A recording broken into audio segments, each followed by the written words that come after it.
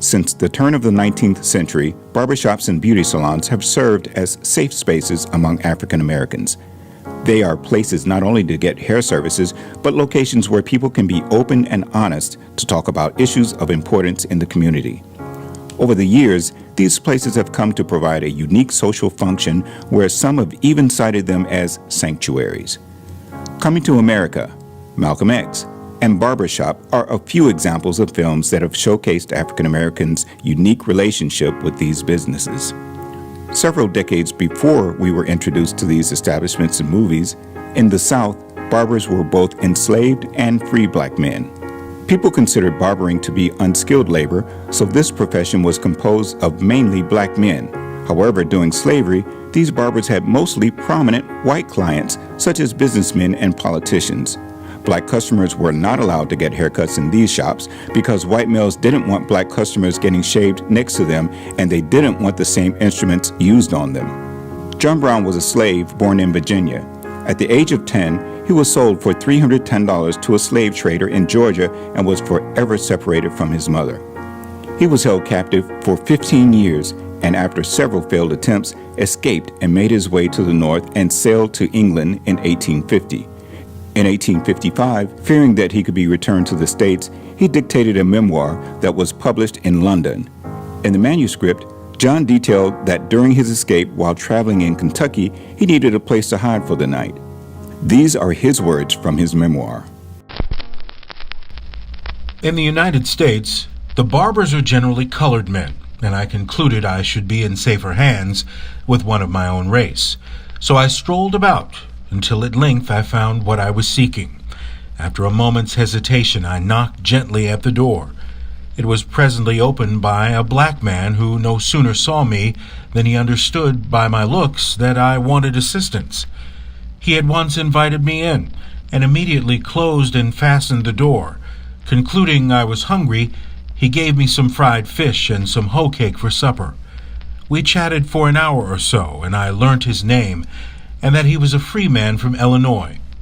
I must not repeat his name, but if ever this book reaches him, he will remember me, and I wish him to know that I have always thought of him with gratitude for his kindness to me that night, and for his fidelity to me in my sore trouble.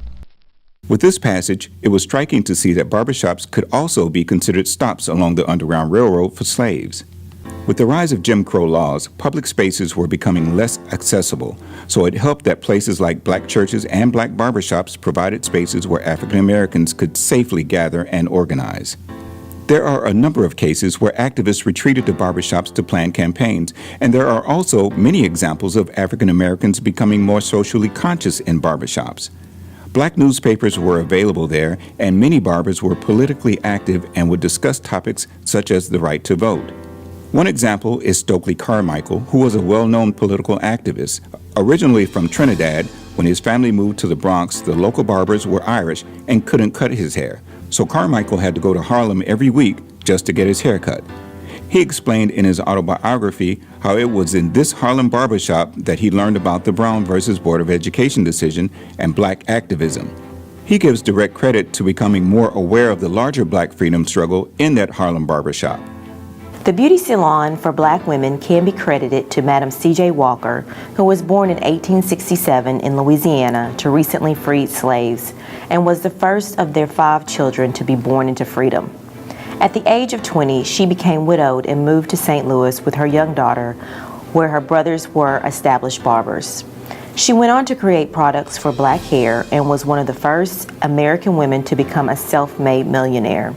Sadly, she died at the age of 51 due to hypertension.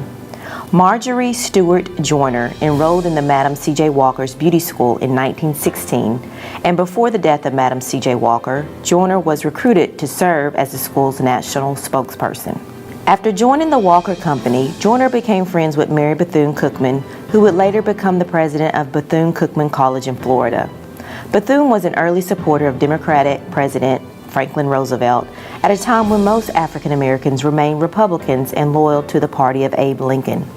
Joyner was recruited to join the National Democratic Committee, where she worked to convince black voters to switch their party allegiance.